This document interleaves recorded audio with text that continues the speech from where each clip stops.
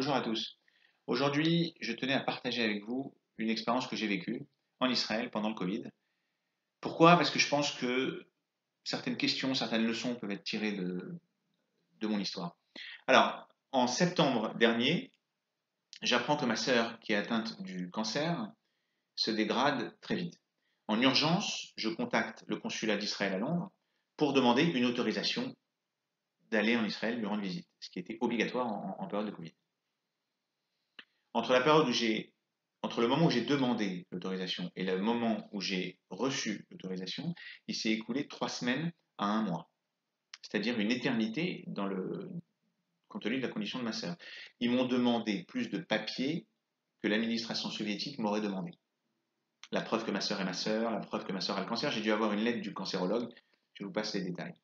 Maintenant, au moment où je prends mon billet d'avion, il se passe quelque chose, c'est que je réalise que ma sœur qui a été hospitalisée ne pourra plus sortir de l'hôpital, ne sortira certainement plus de l'hôpital. Et donc, qu'est-ce que je fais quand j'arrive à Tel Aviv? On me notifie mon obligation d'être en confinement pendant 14 jours, ce qui me met dans un dilemme pas possible, parce que je ne peux pas lui rendre visite en étant confiné pendant 14 jours. Donc je contacte le ministère de la Santé à l'aide d'une amie, et je leur envoie mon certificat d'anticorps du virus, mes deux tests avant de partir à mon arrivée qui sont négatifs. Et je leur demande de lever le confinement, mais on me dit que c'est pas possible. Je décide le lendemain de transgresser la loi israélienne, donc je deviens hors la loi humanitaire, je ne sais pas comment on peut appeler ça, et je rends visite à ma sœur. Si c'était à refaire, je le referais, je le dis. J'ai pu passer donc la fin d'après-midi avec ma sœur et veiller ma sœur toute la nuit, et le lendemain matin, ma sœur est morte. C'est pour ça que je vous disais que si c'était à refaire, je le referais. Beaucoup de personnes m'ont dit que c'était fantastique parce que j'avais réussi à arriver juste à temps pour voir ma sœur avant qu'elle meure. Moi, j'avais aussi en tête le fait que le consulat m'a fait perdre pratiquement un mois. Si j'étais arrivé quelques jours avant, j'aurais pu passer un meilleur moment avec ma sœur. La veille de sa mort, ma sœur était l'ombre d'elle-même, comme vous pouvez l'imaginer. Cerise sur le gâteau, je décide tout de suite de partir et de rentrer à Londres pour faire le deuil chez moi. Mais je suis toujours censé être en confinement. Et donc, ça loupe pas. La police des frontières m'interdit de repartir. Je leur réexplique l'histoire, je leur explique que ma sœur vient de mourir et je leur dis que j'ai les papiers, mais ça ne suffit pas. Alors, on m'a parlé d'un bug administratif, mais moi, je n'y crois pas. Je n'y crois pas parce que d'abord, dans mon entourage, je connais 3 personnes qui ont vécu des histoires similaires ou encore plus graves, et que j'ai lu des articles comme quoi beaucoup de personnes ont été concernées par cette histoire, ont vécu la même chose. D'accord? Donc, comment expliquer ça? C'est très compliqué, ça me pose moi un problème insoluble, parce qu'en Israël, on a toujours respecté les morts et les malades graves. Je me rappelle en 2006, ça m'avait marqué cette histoire, le gouvernement israélien avait libéré 5 terroristes qui avaient du sang juif sur les mains, dont un qui avait tué une fillette, je me rappelle, je crois qu'il s'appelait Samir Kuntar. Il l'avait libéré pourquoi? En échange de 2 corps de soldats détenus par le Hezbollah. Vous imaginez? On ne compte plus les histoires pendant les guerres israélo-arabes des soldats israéliens qui se mettent à découvert et qui prennent le risque de mourir pour dégager le corps, ramener le corps de leur compagnon d'armes. Et de l'autre côté, vous avez donc pendant cette crise du Covid des décisions de l'État israélien qui sont proprement inhumaines. Alors, quand on regarde la gestion de la crise du Covid par le gouvernement israélien, jusqu'à maintenant, on se rend compte qu'on a un copier-coller de l'Occident, un copier-coller de la France et de l'Angleterre. Je m'explique. Vous avez le phénomène donc politique, les hommes politiques qui prennent des décisions, des mesures drastiques, uniques dans l'histoire pour ne pas, par peur de se faire juger. Et en parallèle, le virus médiatique, le virus des réseaux sociaux qui ont rendu fou tout le monde. Je ne vais pas m'apesantir là-dessus. En conséquence de tout ça, et on aurait pu l'anticiper, il suffisait de lire les romans sur les épidémies, voilà, La peste de Camus ou d'autres.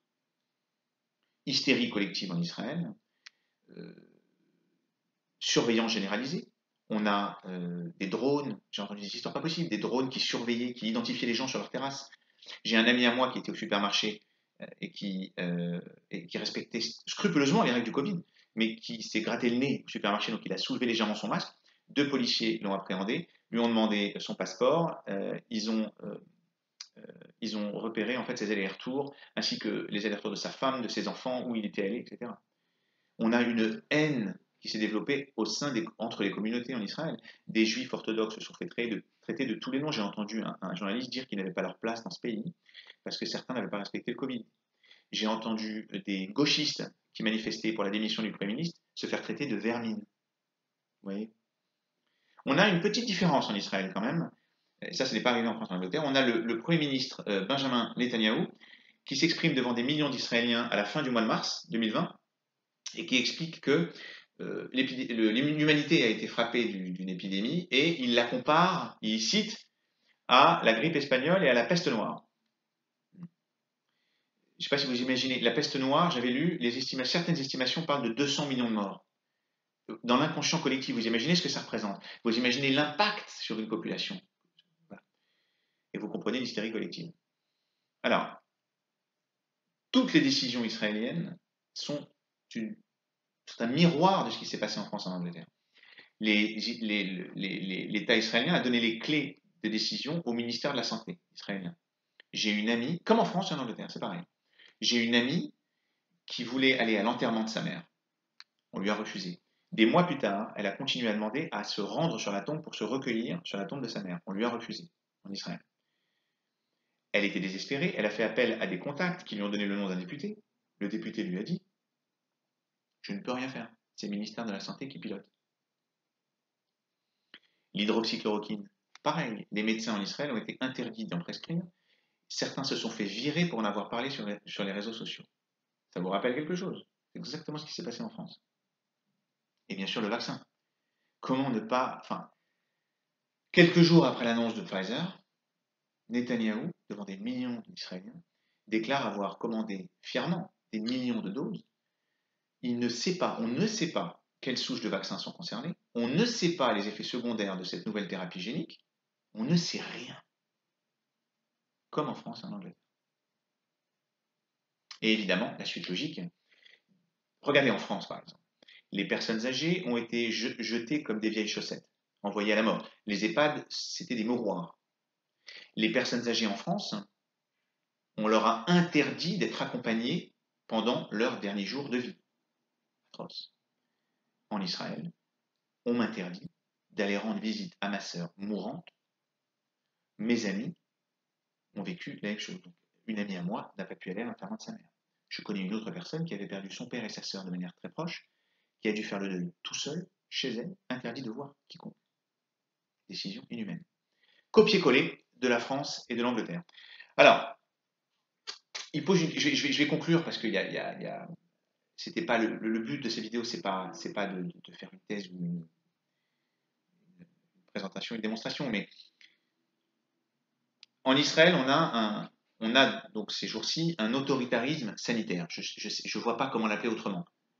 On peut faire les gros yeux, mais c'est de ça dont il s'agit. Donc, ça pose des questions quand même. Et ça pose des questions sur l'identité de l'État d'Israël. C'est-à-dire, est-ce que l'État d'Israël doit être gouverné par des élites qui ne sont qu'un copier-coller des élites occidentales? Est-ce que c'est le but de l'État d'Israël? Je ne sais pas. Vous savez, qu'est-ce qu'on retient d'une nation dans l'histoire? Est-ce que c'est la start-up qui facilite les moyens de paiement ou c'est la manière dont cette nation respecte ses morts, ses jeunes, ses enfants? C'est ça qui compte. L'État d'Israël, le projet sioniste, contrairement à ce que disent les antisionistes, avait pour but de faire retrouver la souveraineté juive sur la terre d'Israël. Souveraineté qui avait été perdue après des siècles de dispersion et d'expulsion. Cette civilisation juive, comme je l'appelle, en terre d'Israël, doit se reposer, en partie en tout cas, sur sa tradition juive. Ça n'a pas de sens, sinon. Et la tradition juive, depuis Abraham, a toujours enseigné le questionnement, le recul, la critique. Vous voyez? C'est pas du tout ce qu'on a vu chez nos élites israéliennes. Pas du tout. Donc c'est pour ça que je disais, ça pose une question vraiment profonde d'identité de l'État d'Israël. Après tout, Abraham est pas né au Nicaragua et les pères juifs, les patriarches, ne sont pas nés en Suède. Donc voilà, je ne sais pas. Moi, je pose la question, elle est ouverte, vous aurez certainement une opinion. À très bientôt, les amis.